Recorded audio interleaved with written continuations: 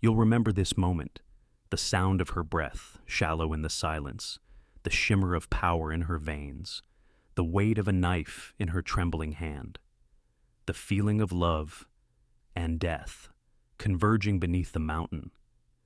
They said she wouldn't survive, that no mortal girl could solve the riddle, that love alone could never break a curse. But they didn't know Feyre, not yet. Now, close your eyes, let the storm pass, let the wind fall quiet. Let me tell you how it all began. Long before she stood beneath a throne of bone, long before she was remade in fire and shadow. It began in winter, not the soft kind, not the kind that invites, the kind that bites. Part 1.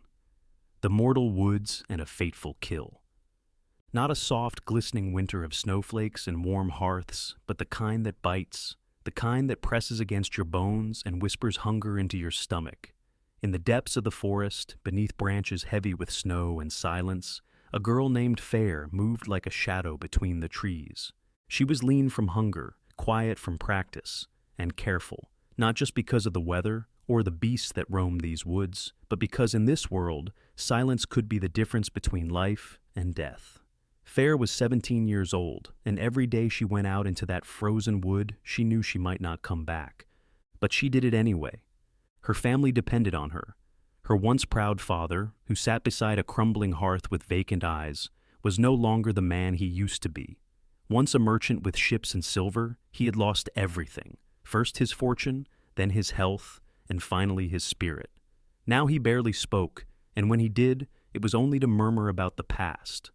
Feyre's older sister, Nesta, was proud and bitter, cold as the wind that scraped their windows.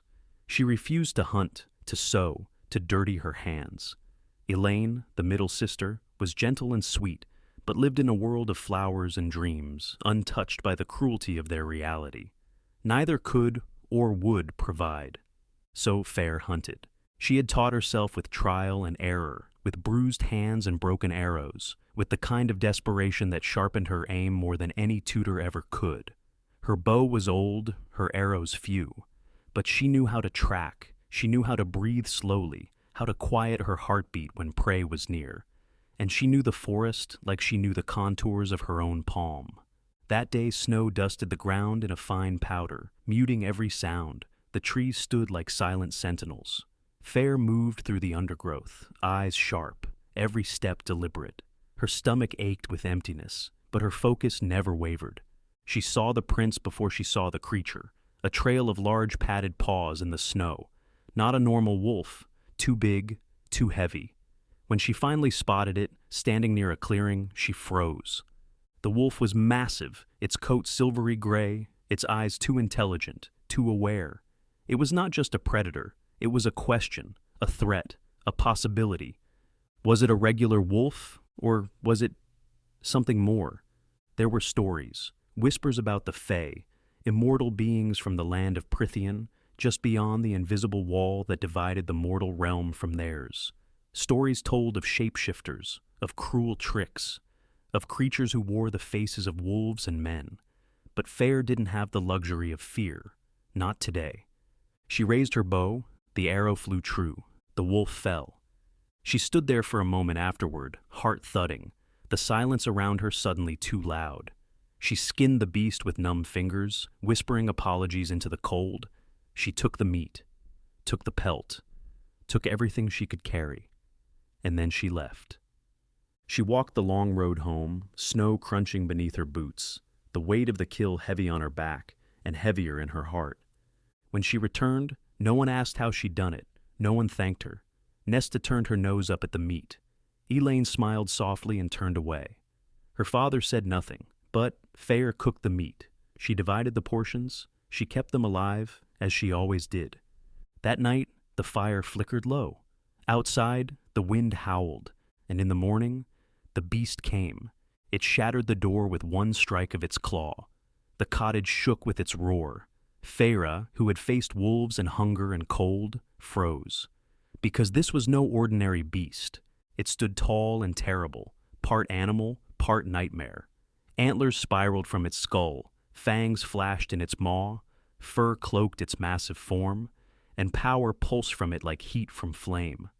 It had come for retribution. The wolf had been Fey, and in killing it, Feyre had broken the oldest of laws. A human killing a Fey was an act of war, a crime punishable by death. The beast gave her two choices: die, or come with him across the wall to Prythian, live the rest of her days there, far from home, far from family, as repayment for the blood she spilled. Her heart pounded. She looked at her sisters, at her father. None spoke, none stepped forward. So Feyre stood. Number silent. She chose the forest. She chose exile. She chose to live. And so the beast took her.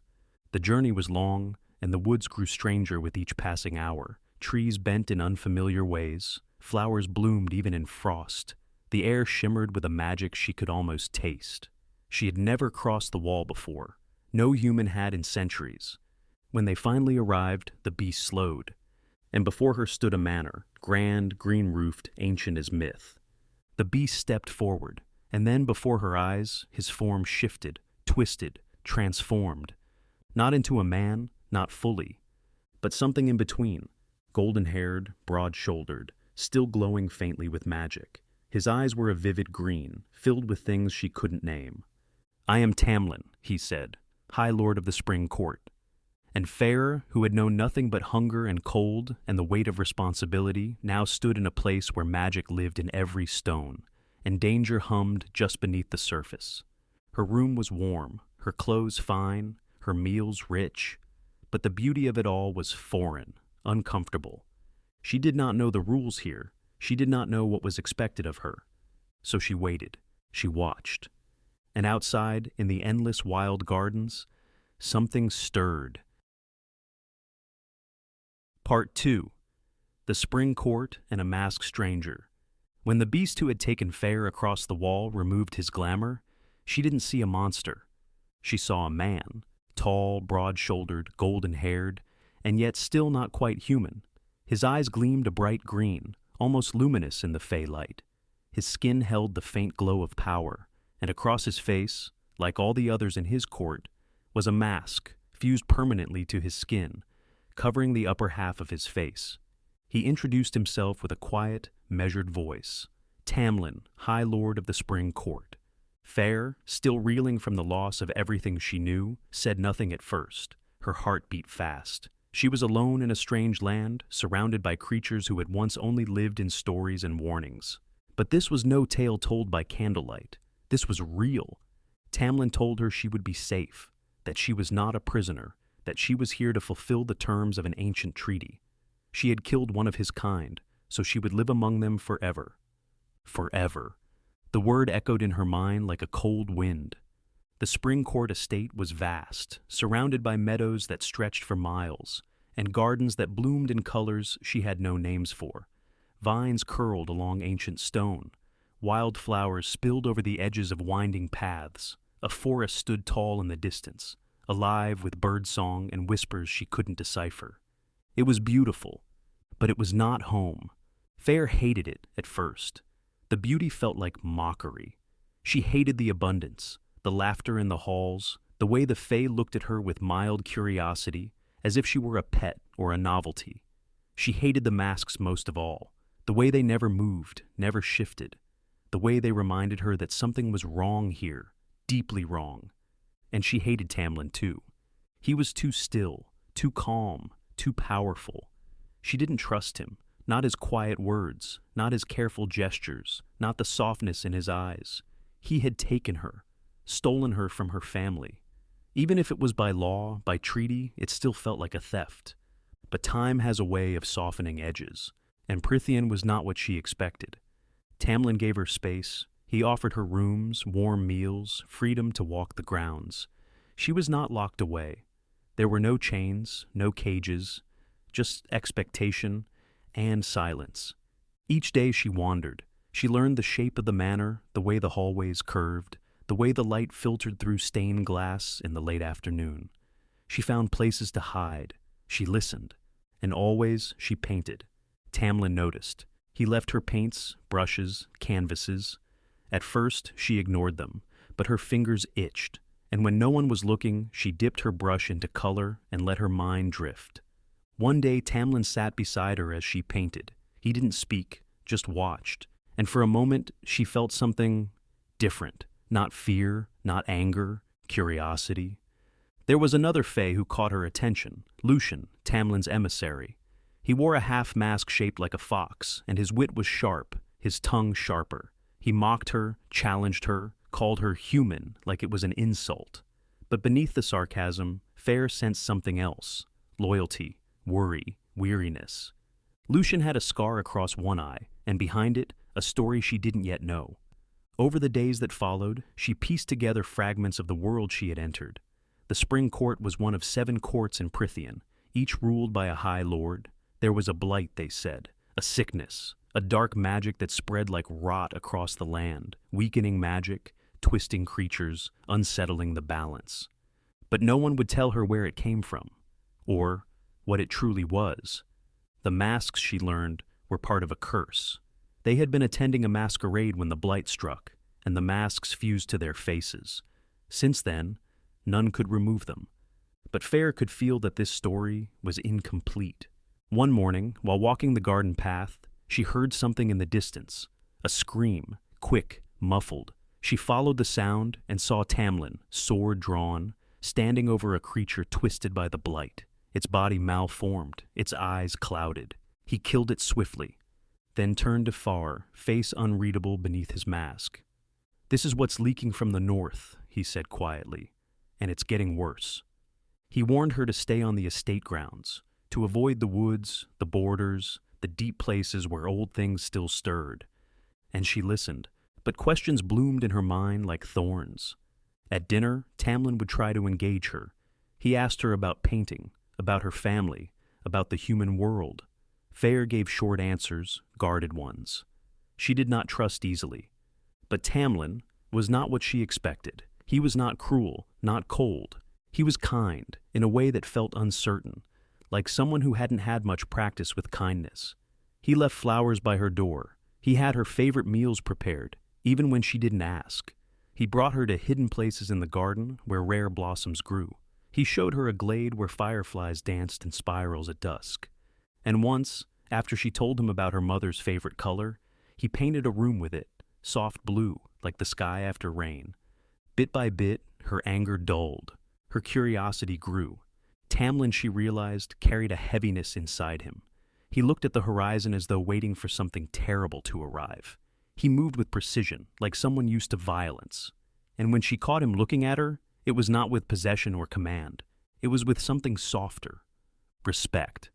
As the days passed, she began to laugh again, to eat without guilt, to dream without dread. She still thought of her family, wondered how they fared without her, but she also began to feel free in a strange way. And with freedom came feeling. Feyre began to fall for Tamlin. It was not sudden. It was not the crashing kind of love that overtakes you in a moment. It was slow, quiet, built from small things: a glance across the table, the brush of fingers, the warmth of a smile. They walked together at twilight. They talked of nothing and everything. And one day, among the wildflowers, he kissed her. It was sunlight on skin, breath caught in her throat, the world falling silent except for the beating of her heart. She kissed him back. And for a while, it felt like maybe this was enough. Maybe she could stay. Maybe the curse would break. Maybe the blight would fade. But the blight was not idle. Dark creatures slipped past the wards. A fairy was found with its wings shredded. Another came to the manor, begging for help before dying on the doorstep. Tamlin grew tense. Lucian disappeared for days at a time. The servants whispered behind doors. Something was coming, something worse. And Feyre, standing in the blooming garden, heart tangled in love and fear, knew only one thing for certain. In this land of magic and masks, love was never simple, and always came at a cost. Part 3. Secrets, Sacrifice, and a Broken Heart. Life at the Spring Court began to feel like a dream wrapped in vines. Days passed like petals drifting on the breeze. Feyre painted in sun-dappled rooms, wandered through endless gardens, and watched fairy light shimmer across moonlit fields. The estate was breathtaking, almost too perfect, like something pulled from a fairy tale she'd once scoffed at as a child. Tamlin remained distant at times, but grew warmer with each passing day. When he smiled, it felt like sunlight on skin. When he touched her hand, it felt like the whole world paused for a breath. His kindness unfolded slowly, cautiously, as if he too was unsure whether it was safe to love. Feyre felt her guard lowering. She laughed more often, she slept without waking in fear. Sometimes she danced barefoot in the glade. Sometimes she lay on the grass and stared at clouds, wondering what it would be like to stay forever. But not everything was peace. Sometimes at night, Tamlin would leave without explanation. Sometimes Feyre would wake to the scent of blood in the air. There were whispers of something growing stronger, something ancient and angry, leaking from the edges of the land like smoke under a door. One morning, the body of a fairy was found near the border. A once beautiful creature, now torn and twisted, its wings shredded like paper. Lucien buried it without a word. Tamlin's jaw tightened, and when Feyre asked what was happening, he only said, "The blight spreads." He never explained further. A traveling fairy arrived not long after, ragged, eyes full of terror. It spoke in riddles and half-truths, speaking of a she, of a throne carved in bone, of a court buried beneath a mountain. Its voice trembled, and then it died. Tamlin burned the body in silence. Feyre pressed him for answers, but he offered only fragments. "There are powers at play beyond this court," he said. "I want to keep you safe." But safety, Feyre knew, came at a cost. She began to feel the edges of the truth curling in on her, like storm clouds just beyond the horizon. Still, she clung to the life she was building. One night, under a sky full of stars, Tamlin kissed her again. His hands tangled in her hair. His voice was soft against her ear, and she told him she loved him, not in words, but in the way she touched him, the way she looked at him. And for a moment, it felt like everything might be okay. But the next morning, everything changed. Tamlin found her in the rose garden. His face was unreadable. "You have to go," he said. Feyre blinked. "What? You're not safe here anymore. The blight, the court, it's too dangerous now. I won't risk you." She shook her head. "Don't do this. I won't leave." His voice was gentle but firm. "This is the only way I can protect you." She begged him, pleaded, but Tamlin's eyes were already turning away. That night, Feyre was escorted from the manor. She crossed the border with no fanfare, no goodbye, just silence. Back in the human realm, spring had come early. Flowers bloomed, the river glistened, but everything felt dim. Feyre returned to her family. The cottage was no longer in disrepair. The roof had been fixed, the pantry full. New clothes lined the wardrobe.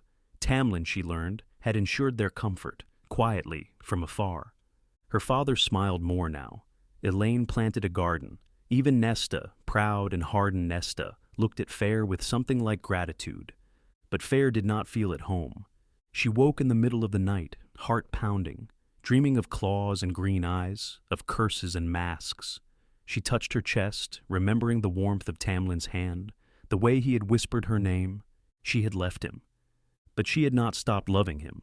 One afternoon, she walked by the forest's edge and paused. The trees swayed gently. Somewhere, far beyond their reach, Prythian waited. The spring court, the manor, the garden paths, and Tamlin. Something was wrong. She could feel it, so she made her decision. Feyre packed a satchel, told her family goodbye, and began the journey back across the wall, back to the land she had vowed never to see again. The border between the worlds no longer shimmered. It crackled. The land felt different now, heavy, darker, wounded. The magic in the air had twisted. Where once wildflowers had bloomed, thorns now rose. Where once she had felt awe, she now felt dread. When she reached the spring court, she stopped short. The manor was broken, windows shattered, doors torn from hinges, gardens trampled, blood stained the steps. Feyre moved cautiously through the ruins, calling Tamlin's name. No answer. The halls echoed with emptiness. The light had gone out. The air felt still, as if the estate itself was holding its breath. Then she found a fairy, one of the house staff, hidden beneath a toppled table. Her hands trembled. "They took him," she whispered. "They took everyone." "Who?" Feyre asked. The fairy's eyes were wide with terror. "Amarantha." Feyre had heard the name only once before. Now it rang in her ears like a curse.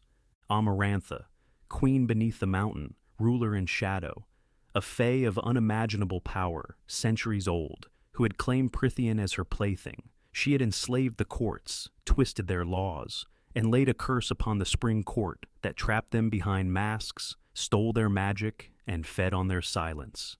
Tamlin had tried to protect Feyre by sending her away, because the curse was nearing its end. A final choice had to be made, and he had chosen her safety over his own freedom. But Feyre could not live with that. She had not killed for survival, only to run from love. She had not crossed mountains and borders, only to turn back now. So she asked, "Where is she?" And the answer came like thunder, under the mountain. Feyre stood at the edge of a mountain, staring at the cave mouth that led to a place no mortal had entered in hundreds of years. She took one step, then another, and then she descended, into the dark, into the curse, into the lair of the most feared fae in Prythian, not to run, but to fight, for Tamlin, for truth, for love. Part 4. Trials Under the Mountain. The entrance to the mountain yawned wide, a dark mouth opening into silence and shadow.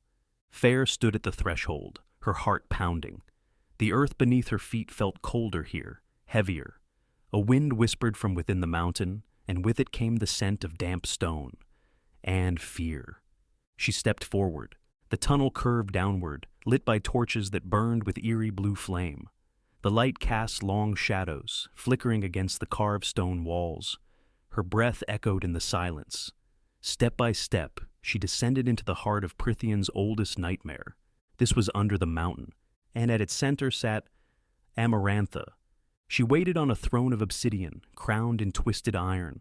Her beauty was sharp, cruel even, her eyes cold and unforgiving. Her power filled the chamber like smoke, like pressure on the skin. She was everything the stories had warned about, and worse. Centuries ago, a mortal woman had betrayed Amarantha's sister.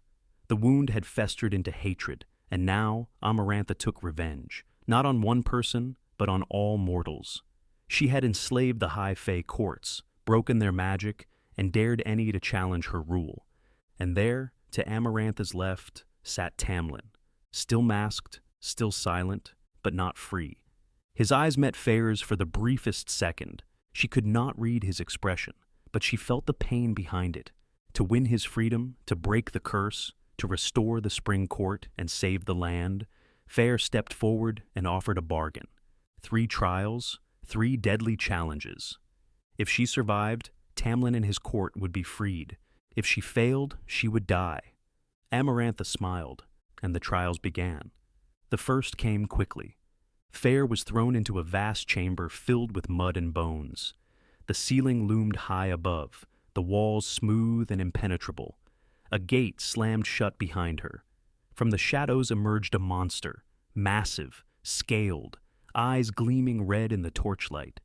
The crowd above roared. Feyre had no sword, no shield, just her wits, and a will to live. She ran. The beast charged, tearing through the mud with claws that could shatter stone. She ducked, rolled, slipped. Her breath came ragged, her body ached. She remembered her training in the forest, how to think like prey, how to move like shadow. But this was no ordinary predator. Its tail whipped like a spiked chain, nearly impaling her. In a desperate act, she used the one thing the creature couldn't: the terrain. She tricked it into a trap, into impaling itself on hidden spikes buried in the mud. When it finally fell, Feyre collapsed beside it, bleeding and shaking, but alive. She was dragged back to her cell, bruised and breathless. Time passed strangely under the mountain. There were no windows, no sky, only the slow dripping of water, the flicker of torchlight, the soft shuffle of guards beyond the bars.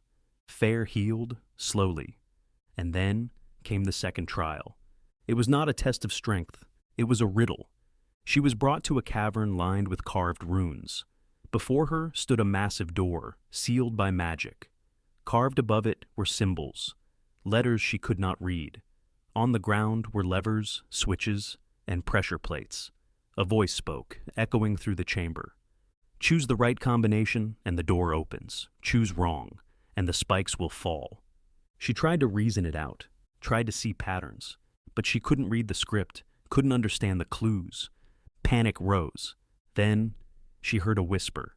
Lucian, hidden in the shadows, risked everything to point her toward the answer. And she solved it, just in time. The spikes missed her by inches. Amarantha's eyes narrowed from above. She saw the cheating, but she said nothing. Not yet. In the days that followed, Feyre was watched more closely, and one pair of eyes followed her more intently than the rest. Rhysand, High Lord of the Night Court. He was darkness wrapped in silk, sharp as a blade, beautiful as a nightmare.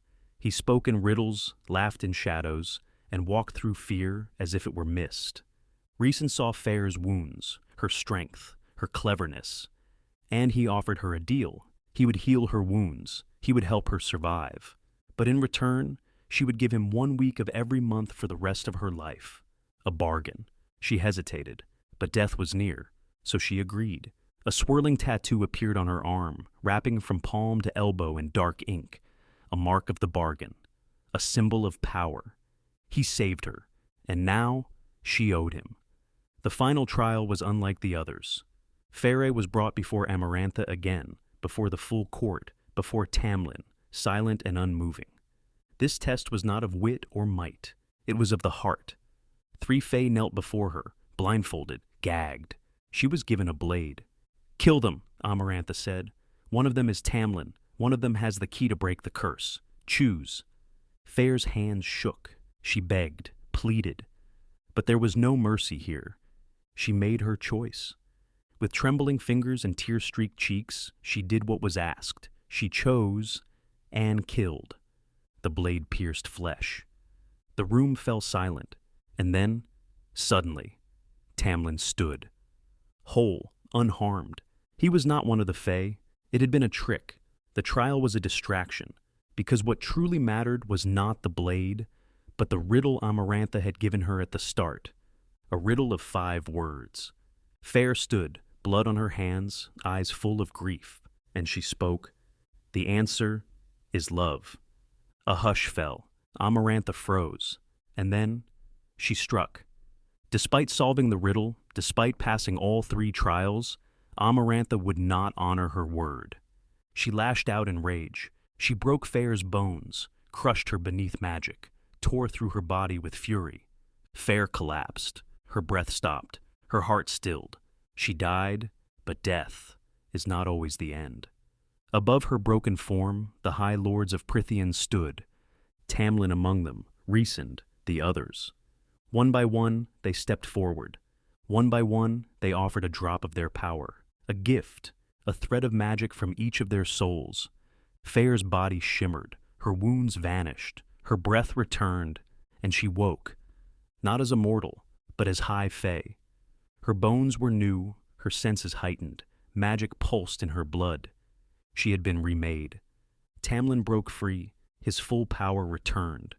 He killed Amarantha in a flash of fury and flame. The mountain shook. The court erupted in chaos. But Feyre stood, alive, changed. And in her heart, something had shifted forever. She was no longer the girl who hunted in the forest. She was something else now, stronger, wiser, marked by bargains, bound by love, and haunted by everything she had done to survive. Part 5. Death, Love, and Transformation. Feyre had solved the riddle. She had spoken the answer that lay at the heart of all things, the force behind sacrifice and rage and mercy. The answer Amarantha had never expected a mortal girl to know. The answer was love. But Amarantha, cold, cruel, centuries-old Amarantha, did not keep her word. Instead, in front of the watching court, she struck. With a cruel twist of her magic, she shattered Feyre's body. Pain unlike anything Feyre had ever known tore through her. Her bones broke, her heart seized, her lungs collapsed. And then, everything went still. No light, no sound, no heartbeat. Feyre died. Her soul drifted. Weightless, formless, a thread pulled free from its cloth. She did not know where she was, only that she was not whole, not warm, not alive, and yet Somewhere, just beyond the veil, voices murmured, faint at first, then clearer. 7 voices, 7 high lords, each one ancient and powerful, each one once feared across courts and kingdoms. Now, brought together in solemn silence, they stood around her broken body, the girl who had crossed the wall, who had hunted wolves and faced monsters, who had loved without promise and fought without power. And they chose to give. Each one stepped forward. Each one offered a sliver of their magic, a thread of their essence, a drop of starlight, a whisper of flame, a ripple of the sea, a breath of the sky. One by one, they let her go and brought her back. Feyre's heart began to beat again. Slowly, softly, she gasped. Air flooded her lungs, clean, cold, strange. And when she opened her eyes, the world looked different, brighter, sharper. Every color seemed deeper, every scent more vivid. Her limbs hummed with strength. Her skin tingled with power she did not yet understand. She sat up. Her hands, once small, calloused, now gleamed faintly in the torchlight. Elegant, immortal. She had been remade, no longer mortal, no longer human. Feyre Archeron was now High Fae. Tamlin rushed to her side. He held her, pressed kisses to her temple, whispered her name over and over again like a prayer. His voice cracked, his hands trembled. For the first time in days, maybe weeks, he was free to touch her, to hold her, without fear. She clung to him. The nightmare was over. Amarantha was dead, slain by Tamlin's fury, his power restored in the moment the curse shattered. He had ripped her apart in a storm of gold and flame. The mountain walls trembled, and the curse that had plagued Prythian for 50 years lifted like mist beneath the sun. The masks vanished, the chains broke, the courts breathed again. But Feyre did not smile. She stood amid the cheers and laughter and cries of freedom and felt only quiet. Because something in her had changed far beyond her flesh. She had survived, but at what cost?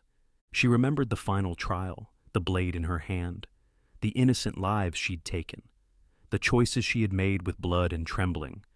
Those faces would stay with her, forever.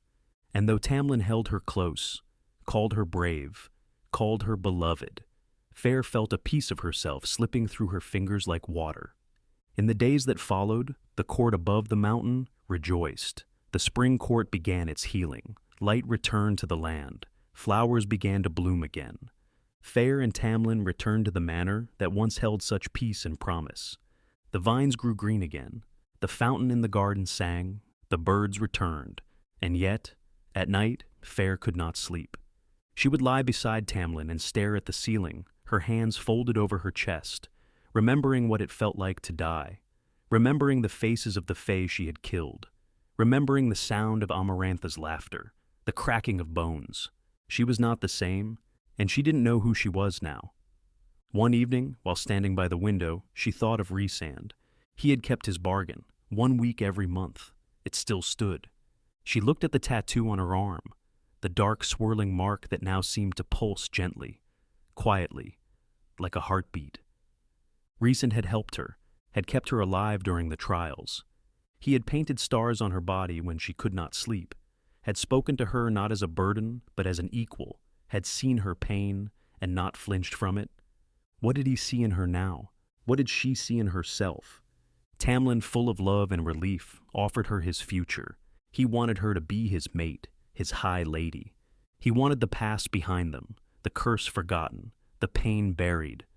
But Feyre was not sure she could bury anything. When she painted now, the colors came out strange, dark purples, grays, crimson. When she walked through the gardens, she didn't hear music in the birdsong, just silence. She wondered if this was the price of immortality, if the cost of being remade was never feeling whole again. Still, she said yes, to Tamlin, to the spring court, to the life he offered. She told herself it was the right choice. She told herself love would be enough. But deep inside her chest, something stirred, restless and uncertain. The bond she had forged with Rhysand hummed. Far away in the shadowed halls of the night court, Feyre knew he could feel it too. And soon, the time would come for her first week under his roof. A week in a court of stars and darkness. A week that would change everything again. But for now, Feyre sat alone in the garden. The sky above her was full of stars. Her fingers brushed the painted petals of a wildflower, and she wondered what kind of person she would become next. Part 6. A New Beginning in the Night. Feyre returned to the spring court with Tamlin at her side. The land welcomed them home with color and warmth. The manor, once quiet and broken, bloomed again. Flowers spilled from stone planters. Lanterns lit the pathways. Music drifted on the breeze during evening feasts. Servants smiled. Laughter returned to the halls. To everyone else, it looked like a happily ever after. But not to Feyre. Inside her, the quiet had grown heavy. Each night she lay awake, tangled in silk sheets, staring into the darkness. Tamlin slept beside her, peaceful, his breath slow and even. But Feyre's mind raced. Images from under the mountain flickered behind her eyes. The second trial, the blade in her hands, the scream of the Fae she was forced to kill. The nightmares came without warning. Sometimes she woke with her hands clenched, sometimes with tears drying on her face. She never told Tamlin. She didn't know how to explain the hollow feeling that followed her like a second shadow. She painted again, but her work had changed. Gone were the blooming fields, the golden skies. Now she painted jagged lines, deep purples, bursts of black. A screaming mouth, a pair of empty eyes. A swirl of stars against a bleeding sky. Tamlin didn't ask what they meant.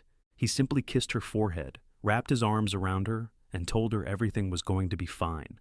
And Feyre smiled, but the smile never touched her eyes. She tried to convince herself that this was what she wanted, that love was enough. Tamlin had given her everything he could: safety, beauty, power, devotion. He planned their future. He told her of ceremonies, of crowns, of ruling beside him. But each time he spoke of it, the weight inside Feyre grew heavier. She felt like a statue, cold and still, carved into something beautiful and silent. She nodded. She agreed, but inside, she screamed. And every now and then, she would glance down at the tattoo on her arm. The ink curled from her fingers to her elbow, in a delicate pattern of night and stars. A mark of a bargain, a reminder of Rhysand. The bond between them, forged in desperation and sealed by magic, still hummed beneath her skin, faint but ever present, a quiet tug in her chest. She hadn't seen him since under the mountain, but sometimes she felt him watching. In dreams, she saw glimpses of him, standing at the edge of a cliff, shadows swirling at his feet, his eyes like violet storms, unreadable, his voice, soft and mocking, echoing in her thoughts. And always, the feeling of being seen, not as a savior, not as a prize, but as a person, a broken, haunted, remade person. Rhysand had seen her when she couldn't see herself. Then, one morning, as the sky turned from lavender to gold, the tug in her chest grew stronger. It wasn't pain, it wasn't panic, it was a pull, firm, silent, undeniable. And Feyre knew the time had come. The bargain was calling her. 1 week, in the night court, she told Tamlin. He grew quiet, his jaw tightened, his hand curled into a fist. But a bargain was a bargain. Magic made it unbreakable. Tamlin said nothing more. He did not kiss her goodbye. He did not say he loved her. Feyre stepped outside as the morning dew still clung to the petals, and vanished. She appeared in a place of stars, a palace carved into the side of a mountain. Balconies hung over endless sky. The wind carried the scent of pine and snow. Below, the city glowed like starlight scattered on velvet. Feyre turned, and Rhysand was there. He smiled, not cruelly, not coldly, just a small, knowing smile. "Welcome," he said, "to the night court."